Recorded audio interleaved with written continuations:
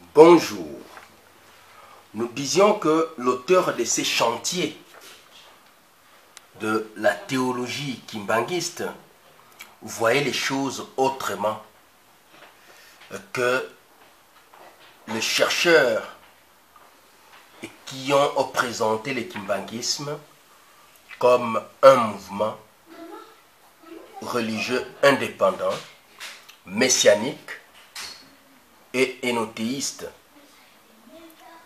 Pour l'auteur de ces grands chantiers, le kimbanguisme se présente comme un mouvement dépendant du christianisme et de la Bible dont il assume la continuité. L'auteur de ces chantiers lie la philosophie du kimbanguisme au judaïsme antique et au christianisme primitif. La mission de Simon Kimbangu se présente alors comme une suite logique de la mission de Moïse auprès des enfants d'Israël et de la mission de Jésus-Christ dans le monde entier. On ne peut parler donc de Jésus-Christ sans parler d'Abraham. On ne peut parler de Jésus-Christ sans parler de Moïse. Comme on ne peut parler de Simon Kimbangu sans parler de Jésus, ni des apôtres. Le séparer paraît une déformation flagrante de la mission même de Simon Kimbangu. Ce chantier est un travail de situation du kimbanguisme, une étude minutieuse des paroles exactes de Simon Kimbangu, une étude minutieuse des différentes déclarations de son éminence Diangenda Kuntima, alors chef spirituel de l'église kimbanguiste de 1959 en 1992. Il s'agit également d'une étude minutieuse des différents témoignages des témoins oculaires du ministère de Simon Kimbangu. Toute cette démarche a guidé l'auteur de ces chantiers dans la mise au point de cette théologie kimbanguiste. Toutefois, cette tâche à laquelle s'est livré l'auteur de ces chantiers n'est pas révolue à qui que ce soit, car il lui a fallu un effort redoublé, à la fois intellectuel et spirituel, pour atteindre un résultat aussi fiable. Car l'on devra retenir qu'il est impérieux, en rapport avec la vitesse du monde actuel, que la théologie kimbanguiste soit formulée.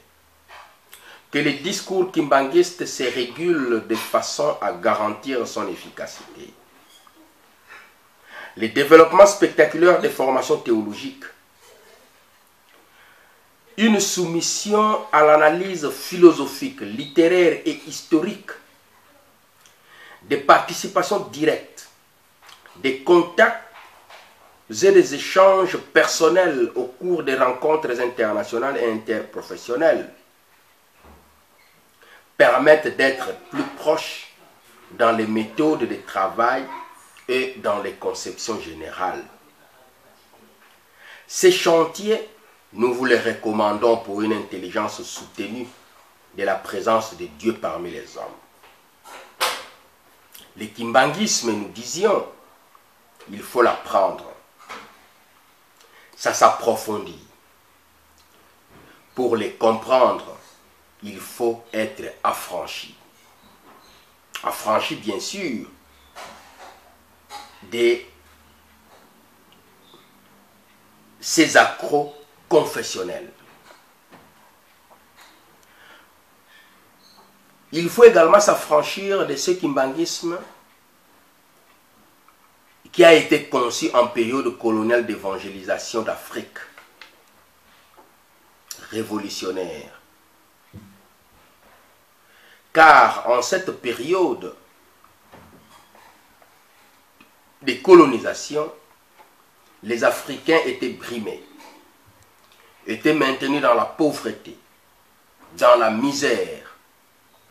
Mais il s'est fait que c'est Simon Kimbangu a apporté des réponses différentes aux questions théologiques des leurs, sur l'humanisme bien sûr, sur la maladie et la guérison, sur les sacrements, sur la justice, sur la politique, sur la paix.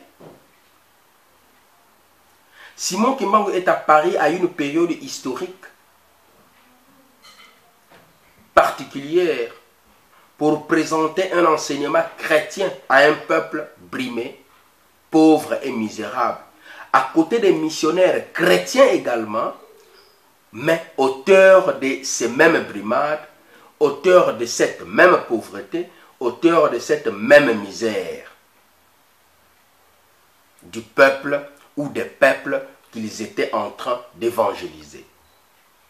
Dès lors, le kimbanguisme se présente comme un courant chrétien révolutionnaire à côté du catholicisme et du protestantisme.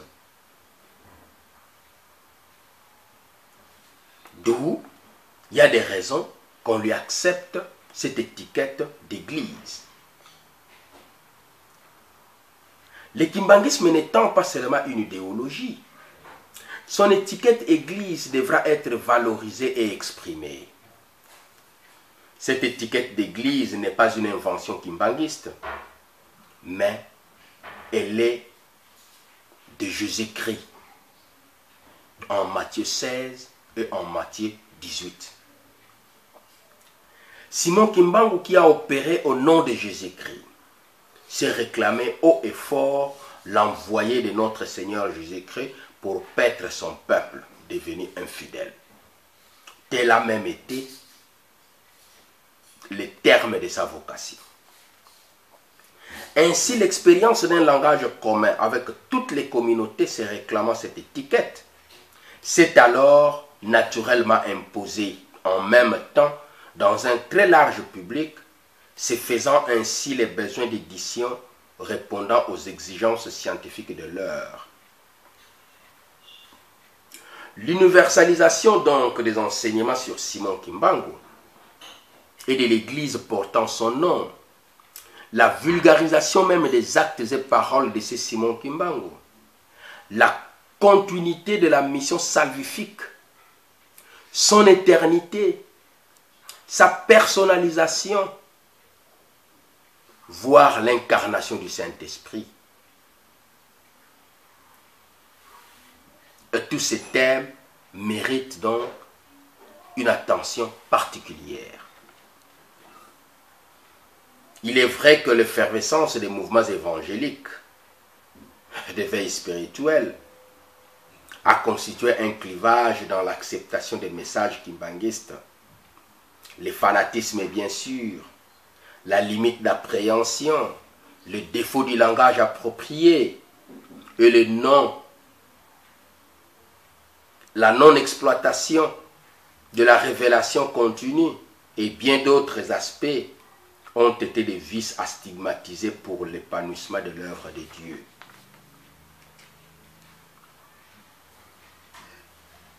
L'implantation de l'église kimbanguiste en Afrique, en Europe, en Asie, en Amérique, en Australie, les coïncidences des messages prophétiques kimbanguistes avec le développement de la crise internationale multidimensionnelle qui secoue le monde actuellement, mettre à la disposition des évangélistes, des pasteurs, des chercheurs, des prédicateurs, des théologiens de toutes tendances confondues, un outil de travail a été notre préoccupation. Un travail de recadrage théologique, un rappel à l'ordre pour un début d'une structure théologique kimbanguiste. Tout le monde sait qu'évangélisation et mission ne peuvent atteindre leur vraie dimension que si le kimbanguisme n'est pas bien enseigné et bien compris. Qui sait si ces chantiers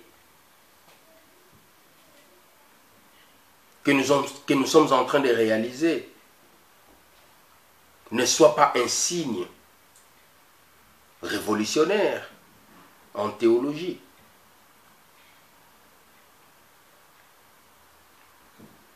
Qui sait? Car ces travaux n'entendent nullement mettre un terme à la recherche ou aux recherches précédentes d'une meilleure appréhension du kimbanguisme.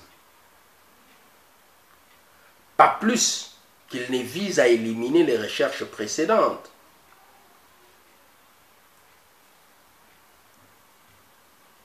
Mais ils impliquent qu'une fin ait été aux divergences, qu'une fin ait été bien sûr mise aux divergences doctrinales qui séparent d'abord les kimbanguistes eux-mêmes, puis les communautés sœurs.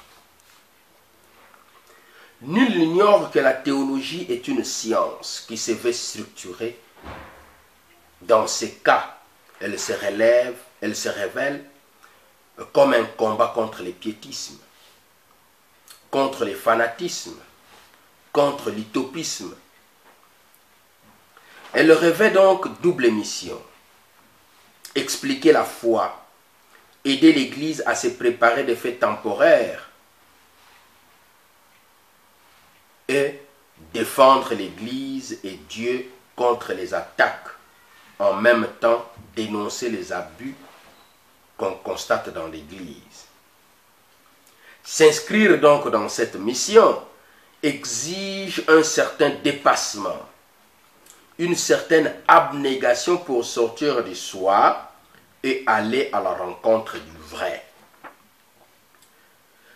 Pour étudier Simon Kimbangu, il ne faut pas exclusivement partir des yeux de la foi mythique, mais il se recommande la philosophie, l'histoire, l'exégèse et la métaphysique. C'est dire qu'on devra étudier profondément les textes sacrés, l'histoire des personnalités illustres, la spiritualité et le mode d'interprétation contextuelle. Selon la compréhension chrétienne universelle, il est admissible que quiconque qui s'est engagé personnellement dans l'Église puisse participer à une discussion théologique et produire des idées ou arguments théologiques, car la vérité théologique n'est pas forcément le produit d'un effort universitaire et d'une prestation humaine, mais bien plus redevable de l'Esprit de Dieu. Mais il requiert que cet exercice se fasse dans la discipline mutuelle et surtout dans le respect du magistère et de l'authenticité de l'histoire.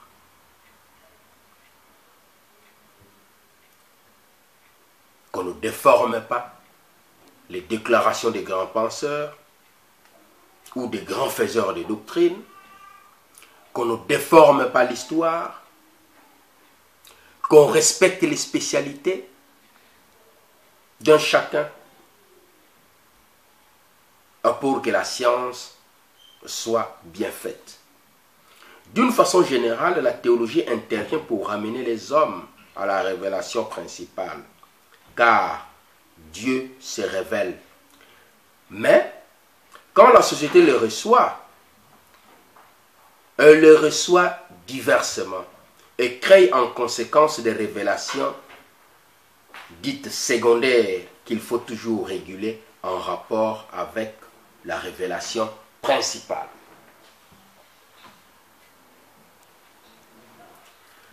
Dans ces chantiers, on parle de l'histoire du salut, que nous avons pu subdiviser en 3 grandes parties. La première partie qui va de la création au déluge de Noé. La deuxième partie va de Noé à l'élection d'Abraham jusqu'aux Israélites. Et enfin,